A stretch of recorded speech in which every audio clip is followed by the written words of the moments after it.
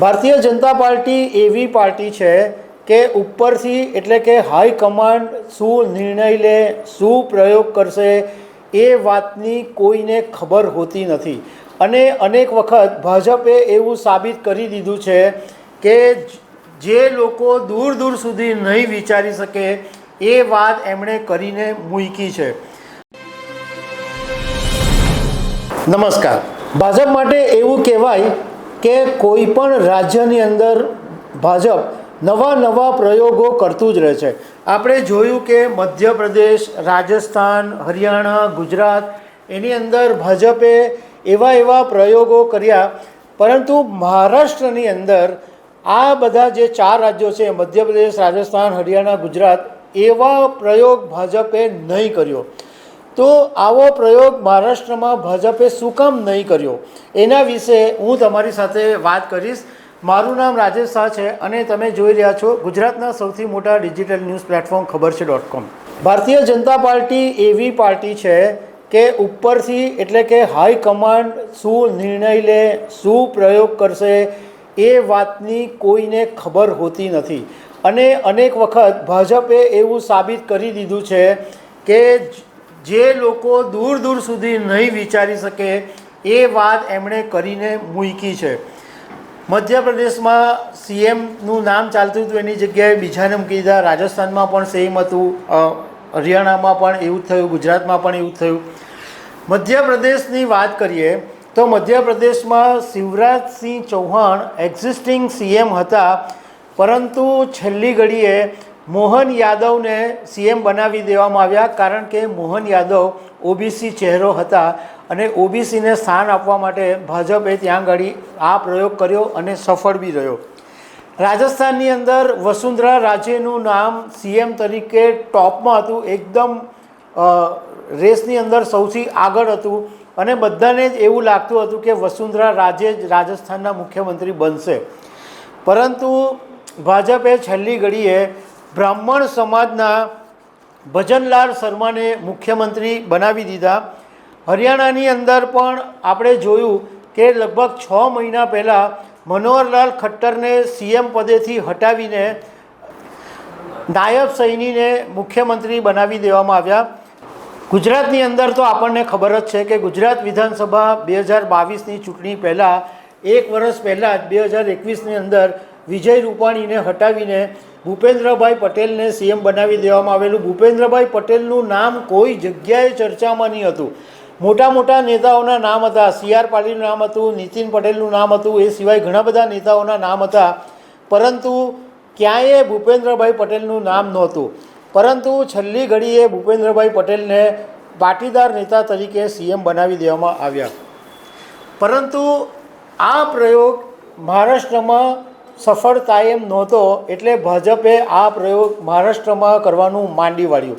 એના ઘણા બધા કારણો છે, એ કારણ હું એક તમારી સાથે સમજાવીશ. મહારાષ્ટ્રની અંદર પણ ભાજપે એક પલીતો તો ચાપી જ દીધો હતો કે ઓબીસીને બનાવીએ, મરાઠા સમાજમાંથી બનાવીએ, એવી વાતો તો વહેતી કરી દીધી હતી.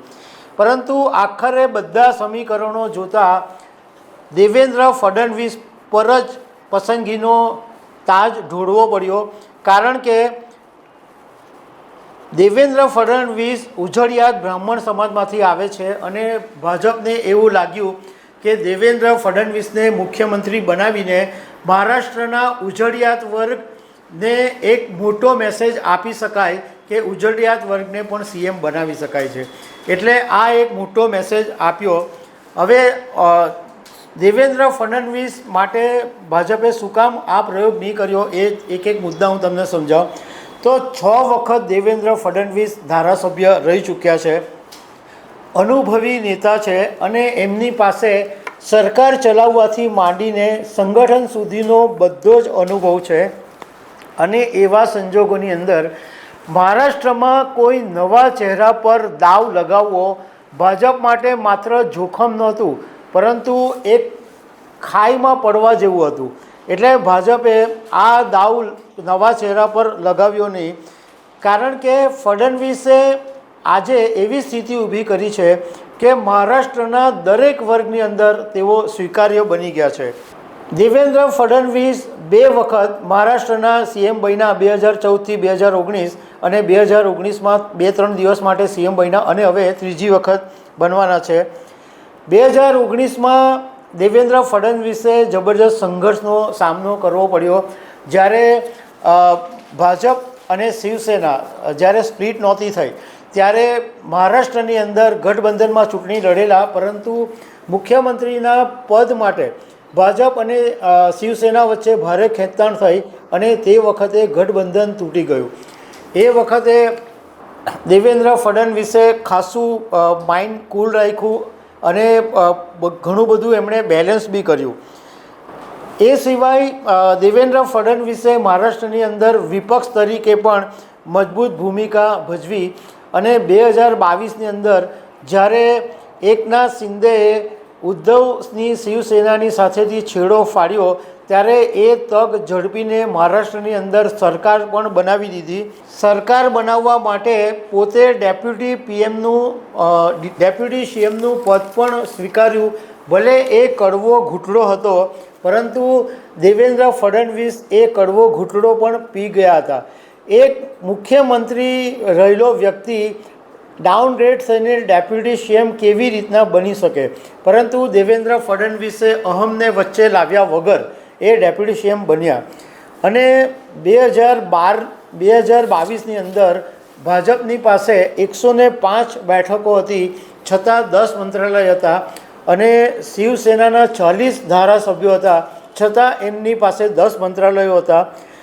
અને આમ છતાં જેટલા બી લગભગ 1.5 કે 2 વર્ષ આ શિંદેની સાથે સરકાર ચાલી, એમાં ક્યારેય પણ કંઈક પ્રોબ્લેમ, સમસ્યા કે વિવાદ ઊભો નથી થયો. અને ઓલવેઝ એવું જ લાગતું હતું કે દેવેન્દ્ર ફડણવીસ શિંદેની સાથે હંમેશા રહ્યા હતા. જ્યારે અજીત પવારને એનડીએમાં સામેલ કરવામાં આવ્યા મહારાષ્ટ્ર સરકારની અંદર, ત્યારે સંઘ પોતે વિરોધમાં હતું અને ઘણા બધા લોકો ફડણવીસના વિરોધમાં હતા કે અજીત પવારને સરકારની અંદર સામેલ નહીં કરાય. પરંતુ તે વખતે ફડણવીસે બધાનો બોલ સાંભળીને પણ બધાની વિરુદ્ધમાં જઈને અજીત પવારને સરકારમાં સામેલ કર્યા. અને એ વખતે ભાજપના 6 મંત્રાલયો ફડણવીસે છોડી દેવા પડ્યા. એમ છતાં પણ આટલો મોટો ભોગ આપીને દેવેન્દ્ર ફડણવીસે મહાયુતિ સરકાર મહારાષ્ટ્રની અંદર ચલાવી. ઇવન જ્યારે વિધાનસભાની ચૂંટણી હતી ત્યારે મહાયુતિમાં જે સીટ શેરિંગની ફોર્મ્યુલા હતી એમાં પણ કોઈ પણ પ્રકારનો વિવાદ નહોતો ઊભો થયો, કારણ કે ફડણવીસે એવી રીતના બધી ગોઠવણ કરેલી હતી કે કોઈ પ્રોબ્લેમ નહીં થાય. એટલે આખરે ભાજપે જે હરિયાણા, મધ્યપ્રદેશ, રાજસ્થાન, ગુજરાતમાં જે પ્રયોગો કર્યા એ પ્રયોગ કરવાની મહારાષ્ટ્રમાં હિંમત કરી નથી. તો દર્શક મિત્રો, આવી અનેક વાતો સાથે અમે તમને મળતા રહીશું. Thank you very much.